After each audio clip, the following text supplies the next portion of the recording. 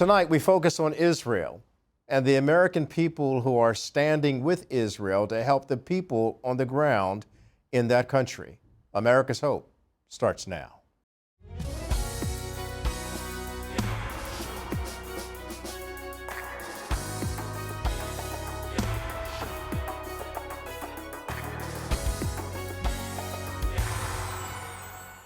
From the NTD Global Headquarters in New York, I'm Kelly Wright, and this is America's Hope. Good evening. Thank you for joining us this hour. At the time of our taping this show, we are focusing on Iran and its impending attack on Israel. There are many people who are quite nervous about the fact that Iran could escalate the Middle East into an all-out war. And then what would that look like, and what does it mean for people living on the ground in Israel? Well, we talked to a couple of Americans tonight who will share their insights on how they are helping people in this traumatic time and how they've been at work to help them through October 7th and its aftermath. And now where we are today, with Israel having to fight Hamas, also Hezbollah, the Houthi rebels, and even Iran.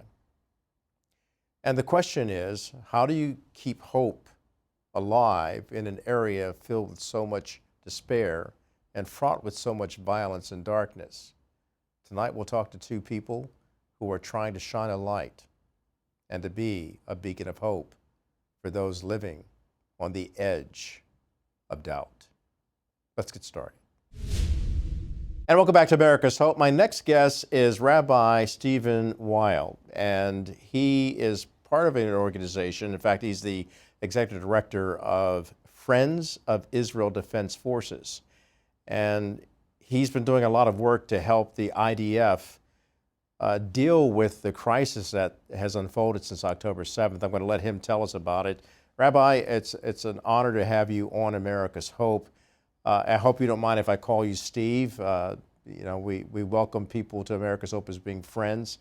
And my first time meeting you, but on a first name basis, Steve, what are your concerns right now for Israel, given the fact that it faces the threat from Iran and the proxies of Iran in attacking Israel? Kelly, it's a real pleasure and an honor to be on America's Hope. And to you, really, God bless you, and as well as all those participating and your listeners. Thank you. Look, we have an interesting situation in our lifetime that's never existed before in human history. From the inception of Islam in the 7th century, the majority of Muslims were Sunni Muslims. Just to give you numbers, today there's 100 million Shia, but there's 1.5 billion Sunni. Problem or the challenge is with what happened with Iran, with the imams there, the ayatollahs. They have this desire to conquer all of Islam and ultimately to conquer Christianity. That's their goal. And what they've been able to do in the 40 years since the revolution, which unfortunately it was America under Jimmy Carter that really misread that and that supported the ayatollah. And then we were backstabbed. They killed our Marines in Beirut. They took hostages in Tehran. But what they've done is over 40 some years, with the oil money they've had, they funded 7 proxies who've created this spider's web, this almost ring of fire around Israel, because Israel's the one thing standing between them having a Shia hegemonic caliphate from the Persian Gulf, the Arabian Gulf, all the way to the Mediterranean. And they're trying to annihilate Israel. 6 of those proxies, the most powerful of them is the Hezbollah in Lebanon. They're Shia Muslims. The Houthis, who have destroyed the whole international shipping has been destroyed because you can't get things through the Straits of Yemen. You've got them in Western Iraq, the Shia militias in Syria and Lebanon. And then one group happens to be Sunni. They happen to be the Hamas and the Palestinian Islamic Jihad. They're despised and they're hated by their fellow Sunni Muslims because they're taking money from the hated Shia. They're taking money and funds, and they're the puppet of the Shia regime that's trying to destroy Sunni Islam. And again, like we said, Israel happens to be in the middle of all of this. And the real prize for them If they can take out the IDF, if they can destroy Israel, please God, that never happens. God forbid such a thing would happen. Their goal is the oil fields in Saudi Arabia, the natural gas reserves in the Emirates and the United Arab Emirates. Their goal is to conquer for the very first time ever in history the holy sites of Mecca and Medina, the Muslim holy cities. That's really what Israel, who's at this point the canary in the coal mine. Israel right now is standing in their way between preventing them from having this hegemonic Shia caliphate. And then the ultimate goal, if they're able to destroy the Jews, destroy Israel, and conquer Mecca and Medina and the Saudis, their ultimate goal is Christianity. It's Christian Europe and America. And, Kelly, you and I have heard the Supreme Ayatollah 8 times over the last 2 years talking about the great Satan. When he says the great Satan, it's not just America. America is a poster child. The great Satan is Western civilization. It's Christian civilization. It's the morality, it's the ethics of the Judeo-Christian lifestyle. And that's really what threatens them, and that's their ultimate goal. And that's why these kids, these 18 to 21-year-old Israeli kids who are on the front line, they're not just defending Israel and the Jews.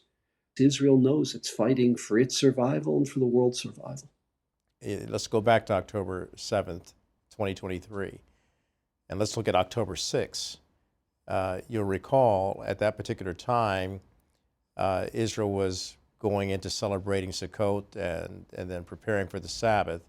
But there was also the undergirding or the underpinnings of a brokered peace plan through the Abraham Accords between Saudi Arabia and Israel. And then on October 7th, all hell breaks loose because of the Iranian proxy Hamas terrorists. Do you think that was done intentionally to prevent that? Kelly, I think, and I can't prove this, but I happen to think that your thesis is spot on for the following reason, Kelly. What Saudi wanted, they wanted an American defense pact. They know they're not going to be getting a NATO kind of treaty, but maybe they could have a defense pact like Japan has, so that in the event that China were ever to strike Japan, America would be there with our troops defending it. That's their fear, is that they know they're the prize for Iran. And if they could get a defense pact, they'll join the Abraham Accords. And we all know if they join the Abraham Accords, you're looking at somewhere between another 6 to 10 Muslim countries within months afterwards joining the Abraham Accords. The Shia in Iran couldn't tolerate that. They can't allow for that.